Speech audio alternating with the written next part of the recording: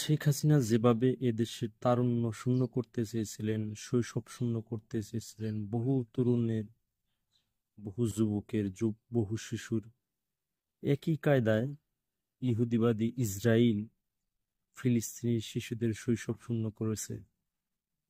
অনেকেই বলে থাকেন ডোনাল্ড ট্রাম্প এবং কমলা হ্যারিসের মধ্যে যেই জিতুক হয়তো দুইটা বিপরীত ধরনের ধারণা পাওয়া যাবে, এরকম কথা বলা হয়েছিল এবং সারা বিশ্বেই এটার অনেক বেশি প্রচার হয়েছিল আমেরিকার নির্বাচন নিয়ে। কিন্তু এটা একটা জিনিস স্পষ্টত লক্ষণীয়, মধ্যপ্রাচ্যের রাজনীতিতে, মধ্যপ্রাচ্যের শান্তি স্থাপনে বা মধ্যপ্রাচ্যের যুদ্ধ বাঁধিয়ে রাখার ক্ষেত্রে মার্কিন প্রশাসনের যুদ্ধের যে নীতি, শান্তির যে নীতি, বৈদেশিক যে নীতি, তার কোনোই পরিবর্তন ঘটে না।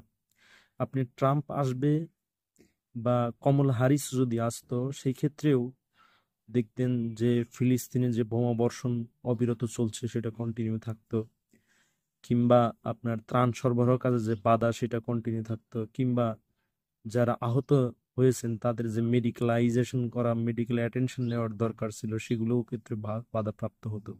এই একই ঘটনা দেখেন লেবানন, আপনার গাজা ভূখণ্ডে দেখেন, বা মধ্যপ্রাচ্যের বিভিন্ন অঞ্চলগুলোতে দেখেন, একই ধরনের নীতি তাদের মধ্যে বজায় থাকে। যারা অনেকেই বাকপটু হয়ে কথা বলে থাকেন, যে বিভিন্ন ইস্যুতে ক্রিয়েট করার কথা বলে থাকেন, বিভিন্ন ইস্যুকে কেন্দ্র করে কথা বলার চেষ্টা করে থাকেন, কিন্তু তারা এটা আদতে লক্ষ্য করেন না যে মধ্যপ্রাচ্যের নীতি যুক্তরাষ্ট্রে বা আমেরিকার কখনোই পরিবর্তন হয় না। এরা অন্তত 20 বছর, 30 বছর, 50 বছরে একটা নীতি বাস্তবায়ন করার চেষ্টা করে, এবং তাদের যে রাজনীতি, মধ্যপ্রাচ্যে টিকিয়ে রাখার রাজনীতি, সেই রাজনীতিটা সবসময় তারা রাখার চেষ্টা করে। এর আগেও আমি অনেক ভিডিওতে বলেছিলাম যে যুক্তরাষ্ট্রের প্রেসিডেন্ট কি করতে পারেন, আদতে বৈদেশিক নীতিতে কোনো কাজই করতে পারেন না, এই কথাটা বলেছিলাম। বাংলাদেশে শেখ হাসিনা যেভাবে তরুণদের বৈষম্য মধ্যে ফেলে দিয়েছিলেন, যেভাবে তরুণদের আঘাত করেছিলেন, তরুণদের শৈশব শূন্য করার চেষ্টা করেছিলেন, তার মধ্যে তার যে মন্ত্রী যন্ত্রী, আপনার সিপাহী শান্তি ফেলে উনি চলে গেলেন ইন্ডিয়ার গাজিয়াবাদে। এরপর থেকে লক্ষণীয় সেনাবাহিনীর মধ্যে আশ্রয় নিয়েছিলেন প্রায় 700-র মতো মানুষ। সেই মানুষগুলোও কিন্তু বিভিন্নভাবে দেশ ছেড়ে পালিয়েছেন, এবং শুধু পালিয়েছেন তাই না, তারা তলিয়েছেনও বটে। এভাবেই আমাদের দেশের মানুষ নির্যাতন, রিপারকাশনের শিকার হয়েছে এই আওয়ামী রেজিমের ধারা। শেখ হাসিনা শুধুমাত্র আওয়ামী লীগকে ডুবিয়েছেন এই কথা বলা যাবে না, উনি দলকে তলিয়েছেন।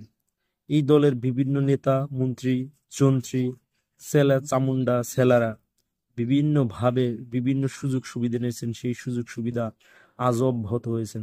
অনেকেই বলে থাকেন যে 2024 সালে একটা বিপ্লব ঘটে গেছে, যে বিপ্লবের মধ্যে একটা যুদ্ধ ঘটে গেছে, কিন্তু আমরা সকলেই জানি 1947 সালে যে যুদ্ধ হয়েছিল, সেই যুদ্ধের মধ্যেও হয়তো আমরা ভেবেছিলাম আমরা একটা স্বাধীন দেশ পাবো, কিন্তু আমরা কিছুদিন পরেই দেখলাম যে আমরা স্বাধীনতা পাইনি, বরঞ্চ আমরা পরাধীনতার গ্লানিতে, পরাধীনতার মধ্যে ডুবে গেছি।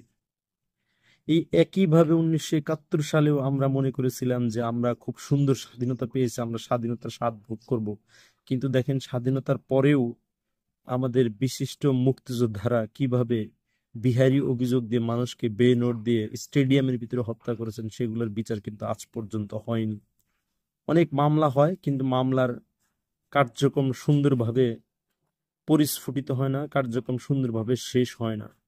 1971 সালে শেখ মুজিব ক্ষমতা দখল করার পরে যেভাবে ক্ষমতাকে মেয়াদি করতে চেয়েছিলেন, বিভিন্নভাবে রিপারকাশন, নির্যাতন করে একদল বাকশাল কায়েম করে, একইভাবে 2024 সালে শেখ হাসিনা সরকার ক্ষমতা নেওয়ার পরেও একই কাজ করেছেন বারংবার, এবং সেই কাজ করার জন্য দীর্ঘদিন তিনি চেষ্টা করেছেন কিভাবে মানুষকে নির্যাতন, রিপারশন করে তার ক্ষমতাকে দীর্ঘস্থায়ী করা যায়।